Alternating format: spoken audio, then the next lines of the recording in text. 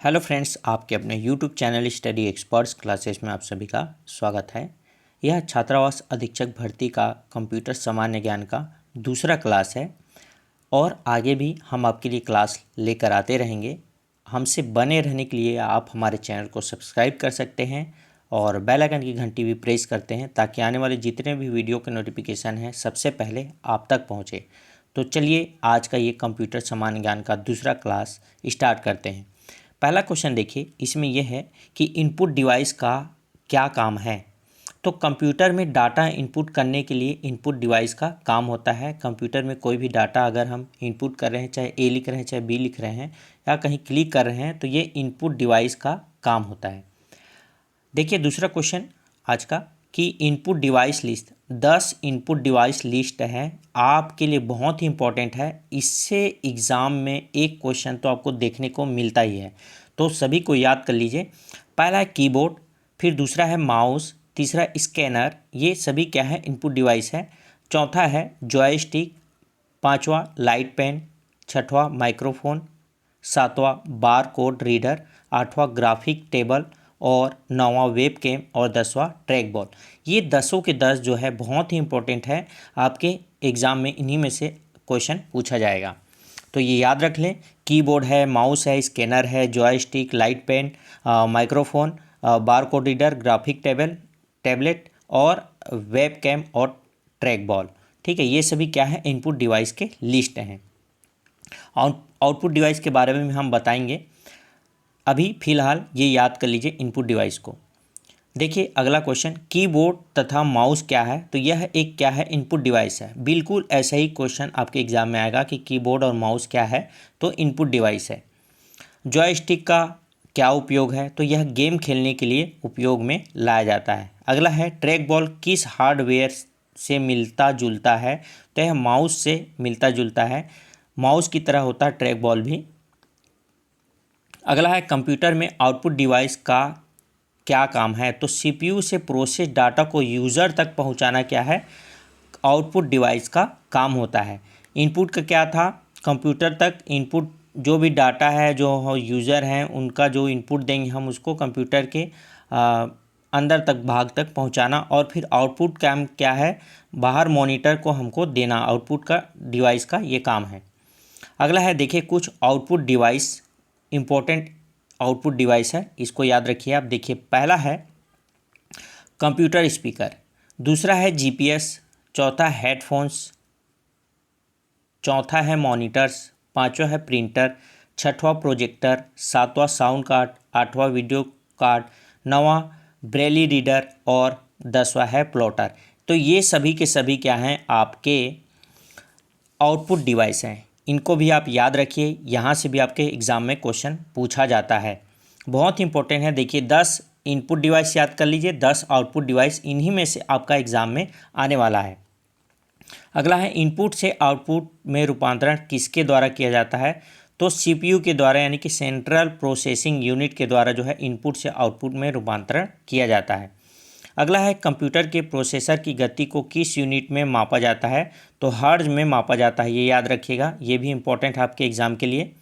अगला है कंप्यूटर के डाटा प्रोसेसिंग पावर को किस यूनिट में मापा जाता है, तो यह MIPS में मापा जाता है और इसका फुल फॉर्म होता है मिलियन इंस्ट्रक्शन पर सेकेंड। एक सेकेंड में मिलियन इंस्ट्रक्शन दे सकता है, ठीक है, कंप्यूटर के डाटा प्रोसेसिंग पावर। अगला है कंप्यूटर के मेन सर्किट बोर्ड को क्या कहा जाता है, तो मदरबोर्ड कहा जाता है। अगला है सीपीयू की स्पीड मापने के लिए किस पैरामीटर का उपयोग किया जाता है, तो क्लॉक स्पीड का उपयोग किया जाता है सीपीयू की स्पीड मापने के लिए। अगला है सीपीयू और मेमोरी के बीच में डाटा ट्रांसफ़र करने के लिए किसका उपयोग किया जाता है, तो डाटा बस का उपयोग किया जाता है।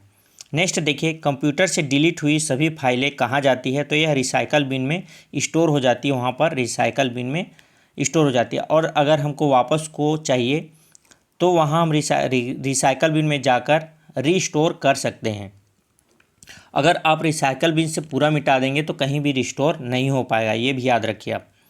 अगला देखिए, कंप्यूटर स्क्रीन पर माउस के द्वारा किसी ऑब्जेक्ट को खींचकर एक जगह से दूसरे जगह पर ले जाना क्या कहलाता है?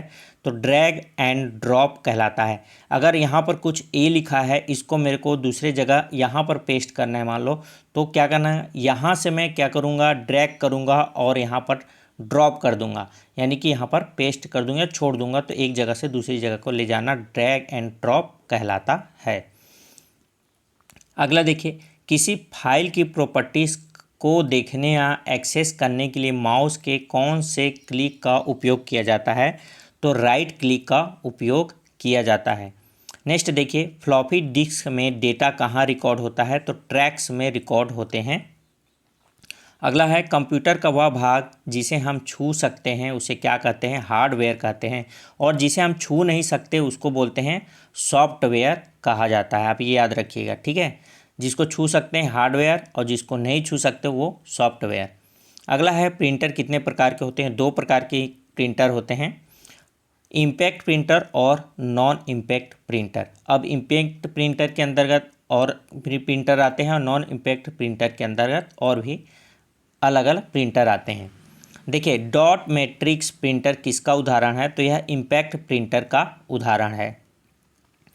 कई लैन को जोड़ने के लिए, यानी कि LAN को जोड़ने के लिए कौन सा उपकरण उपयोग में लाया जाता है? तो राउटर को उपयोग में लाया जाता है। अगला देखिए, बूट अप पर पहला कंप्यूटर निर्देश कहाँ से प्राप्त होता है? तो रोम बायोस से प्राप्त होता है इसको निर्देश। तो रोम का फुल फॉर्म आप बता सकते हैं हमें कमेंट बॉक्स करके, और BIOS का भी आप हमें कमेंट करके बता सकते हैं कि इसका फुल फॉर्म क्या है, ठीक है। अगर नहीं पता हो तो आप बोल दीजिएगा कमेंट में, नहीं पता, हम आपको बता देंगे। दोस्तों, ये वीडियो अगर आपको अच्छा लग रहा हो तो वीडियो को लाइक करें, शेयर करें अपने दोस्तों के साथ, और जो भी स्टूडेंट हैं छात्रावास अधीक्षक की तैयारी कर रहे हैं वहाँ तक ये वीडियो ज़रूर पहुँचाएँ ताकि उनको मदद मिले। नेक्स्ट देखते हैं, हार्ड डिस्क में डाटा कहाँ स्टोर होता है?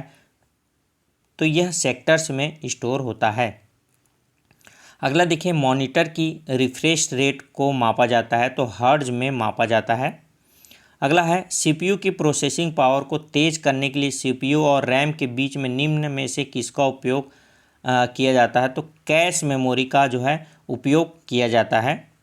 अगला देखिए, कंप्यूटर स्टोर में MB, GB, TB, PB का फुल फॉर्म क्या होता है? तो MB की बात करेंगे हम तो ये मेगाबाइट होता है, KB की बात करेंगे तो किलोबाइट, GB की बात करेंगे तो गीगाबाइट, TB की बात करेंगे तो टेराबाइट, और PB की बात करेंगे तो पेटाबाइट होता है। इस तरीके से ये फुल फॉर्म आप याद रखिए, बहुत ही इंपॉर्टेंट होगा आपके लिए। देखिए, कंप्यूटर का डाटा कहाँ स्टोर होता है? तो यह हार्ड डिस्क ड्राइव में स्टोर होता है कंप्यूटर का डाटा। अगला है, कंप्यूटर स्टोर को कैसे मापा जाता है? तो कंप्यूटर स्टोर को देखिए इस तरीके से मापा जाता है, ये तो बीट में मापा जाता है, 4 बीट में, 8 बीट में, 1024 bite, 1 KB, 1 MB, 1 GB, 1 TB, 1 PB, सभी की वैल्यू दिया है। अगर 1 बीट की बात करेंगे तो 1 निबल होता है, 8 बीट की बात करेंगे तो 1 बाइट होता है, और 1024 बाइट्स बराबर 1 KB होता है, और 1 KB बराबर 1024 बाइट्स होता है। इसी तरह 1 MB बराबर सेम है वैल्यू 1024 KB, 1 GB बराबर 1024 MB, और 1 TB बराबर 1024 GB, और 1 PB बराबर 1024 TB होता है। इस तरीके से ये मेमोरी यूनिट के जो कन्वर्जन लिस्ट हैं ये आप याद रखिए। आपके एग्ज़ाम में यहाँ से भी क्वेश्चन बहुत ही पूछने के चांसेस होते हैं, यानी कि बहुत ही इम्पोर्टेंट है ये जो है डाटा कन्वर्जन। तो दोस्तों, आज के लिए बस इतना ही। मिलते हैं नेक्स्ट वीडियो में नए क्लास के साथ, नए टॉपिक के साथ। आगे हम और अलग अलग क्वेश्चन कराएंगे, सभी आपके इम्पोर्टेंट क्वेश्चन होंगे, तो हमसे बने रहिए। और हमारे चैनल को अभी तक सब्सक्राइब नहीं किए तो प्लीज़ हमारे चैनल को सब्सक्राइब कर लें, और ये वीडियो को लाइक ज़रूर करें, शेयर करें, और कमेंट ज़रूर करें। दोस्तों, हमें कमेंट करके ज़रूर बताएं कि वीडियो कैसा लगा। धन्यवाद।